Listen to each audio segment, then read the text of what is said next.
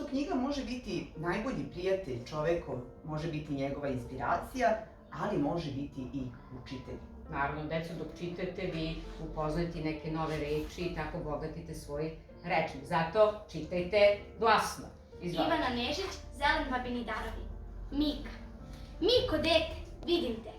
Ostavi taj hleb. Zaorilo bi se kućom čim bi se Mika približio kuhinji. Branili su mu da ulazi u špajz, da ne bih krao keks. Nisu ga slali u prodavnicu jer bi usput načao sve što je tamo pazario. I to ako bi uopšte kupio ono po što su ga poslali, a ne ono što mu je srce tražilo. Ukoliko vas Mikina prevelika ljubav prema hrani ne navede na pogrešan put, i sami ćete već zaključiti da je Mika bio dobar dečak. Poštovao je starije, puštao je baku da ga oblači onako kako je želela. Iako bi tada izgledao kao kakav prerasli lutak iz doba kada je ona još oblačila lutke, tamnu kosu uredno je češljao na stranu. Jedini ustupak carstvu, špilhozi i kariranih košuljica bila je Mikina obuća. Od malena su njegove punačke nožice odbijale da provode vreme u lakovanim cipelama koje je baka s ljubavlju birala. Mika je skičao, vikao, a kada bi ga naterali da se oboje i pođe, klizao bi se i padao na leđa. Baka je teška srca odustala od cipela i dozvolila Miki da nosi iznešene cokule koje su pripavale njegovom pokojnom dedi. U početku su mu bile toliko velike da je nosio vunene čarape i leti i zimi. Zahvaljujući čarapama, cokule su mu samo malo landarale. Kada su mu stopala narasla, izbacio je vunene čarape i cokole su mu i dalje malo landarale. Na kraju su mu noge nekako popunile unutrašnjost obuća, a svi su se začudili na koga se izmetnulo tako nogato dete. Mika se ništa nije čudio, Mika je bio srećan. Kako je samo volao svoje cokole. One su ga odnosile svuda, na mesta koje volao i poznavao, onda bi ga iznenadili i odvele na neko sasvim novo i nepoznato mesto. Ne znajući tajno njegove čudesne obuće, ljudi su mislili da on samo tumara.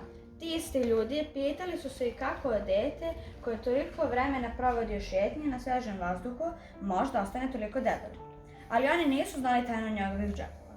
U jednom je krio fišek pun ratluka, a u drugom knjigu, čim bi se našao izvan pogleda odraslih. Mika bi zasuo neku hladovinu, izvukao bi knjigu i ratluk, pa bi se prepustio čitanju i žvakanju. Kao što je ratluk uvijek bio mekan, mirisan i posut sitnim šećerom, tako su i knjige uvijek bile uzbudljive s junacima pred koje sudbina postavila zadatke kojima je izgledalo da nisu dorasli, prelepe, deve i čudotvorne predmete. Miku deve nisu naročito zanimali kada bi uopšte o njima razmišljao. Pitao se zašto se junaci zamlačuju s djevojčicama koje su dosadne i ponašaju se razmaženo, umjesto da se mačuju čarobnim mačevima ili pale stvari vatrenim loptama. Ponekad bi Mika pustio knjigu da padne u travu i počeo da izigrava heroje po livadi. Haj, probao bi zamišljeni mačev kržlju žbun. Siu, spali bi planinu koja se nazirala na horizontu svojom vatrenom loptom dalekog dometa. Puške, pištolje i ostalo oružje novog doba nije koristio. Baka mu je ispričala kako je ono krivo što je deka nestao u velikom ratu, onom drugom po redu, i ostavio mu cokule. Dečak s njim nije želao ništa da ima. Mikino omiljeno mesto bila je jedna poljana na drugom kraju grada. Planirano je da se na tom mestu sagradi više spratnica, pa su gotovo svi stanari i kućice koji su okruživale poljanu podigli oko svojih dvorišta visoke ograde da ih štite od pogleda zidara i stanara buduće zgrade. Time su sebi pre vremena uskratili pogled na još praznu poljanicu i Mika se tu osjećao zaštićenim. To je tako bilo od kako su počelo njegovo lutanje i ostaće tako ko zna do kada. Zbog nekih dozvola i ostalo što se Mika nimalo nije razumao na poljanici, nikada ništa nije sazidano. Dečak je volao gradilišta jer su ga podsjećali na mamu i tatu. Njih dvoje su bili arhitekti i putovali su širom zemlje kako bi podizali lepe i nove građevine, umjesto starih koje su nestale u velikom ratu. Mika je bio ponosan na to što su oni stvarali i uvek se hvalio drugovima čiji su roditelji radili odlične poslove. Ono što nikom od njih nije priznao bilo je to koliko pati što ih zbog njihovog posla ne viđa. Mnogo ređe nego što njegovi drugari viđaju svoje roditelje. Volao je on mesta predviđenja za gradnju, jer u tome video je priliku da se njegovi roditelji prihvate tog posla i ostanu sa njim bar dok traje izgradnja. Zato se nadao i da će na Malenoj livadi biti podignuta najviša zgrada na čitavom svetu, od 100 spratova, i da će njegovi roditelji ostati na tom zadatku do penzije.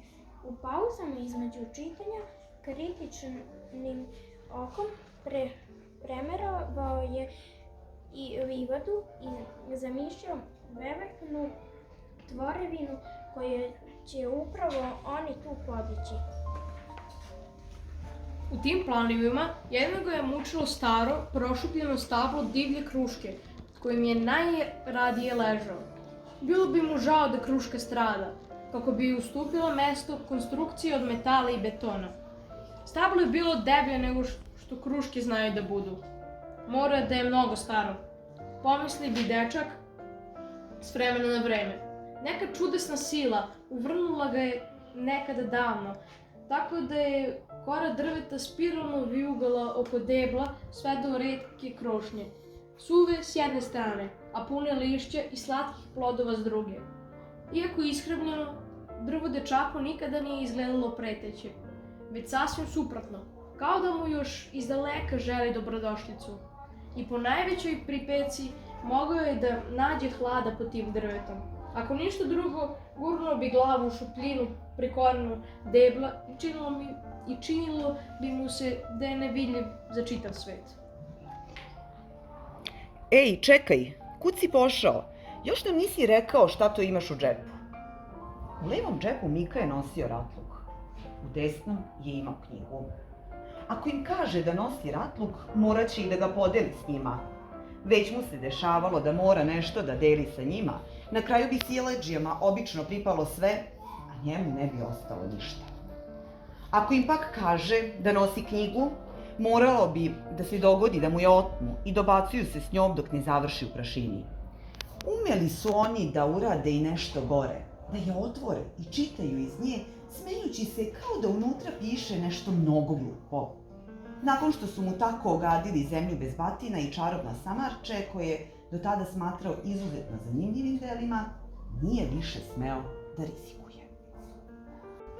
Ratluk ili knjigu? Šta da žrtvuje? Dok mu se kap znoja od napora zbog donošenja odluke već slivala niz čelo, slinac iza njega spustio na sve četiri, a bure ga je lagano udarilo u grudi, dovoljno da ovaj izgubi ravnotežu, posrne unazad, saplete se o slince i padne na leđe. Pri padu mu se otvorio fišek i nekoliko slatkiša otkotrljalo se na asfaltni put. Opa, imaš ratluk, a nećeš da ga podeliš s prijateljima? Siktao je bure. Haj sad lepo predaj se ovamo. Ako nećeš da deliš, ne moraš. Možemo mi i bez tebe. Dok je stavljao ruku u džep i vadio fišek, Miki je došlo teško. Ne toliko zbog samog ratluka, nego što ga maltretiraju i gurkaju i naređuju mu šta da radi. Kada bi bar imao delić onih moći o kojima je čitao, ovako se osetio bespomoćnim i nezaštićenim i do suze pocrveno od tog ružnog osjećaja nemoći.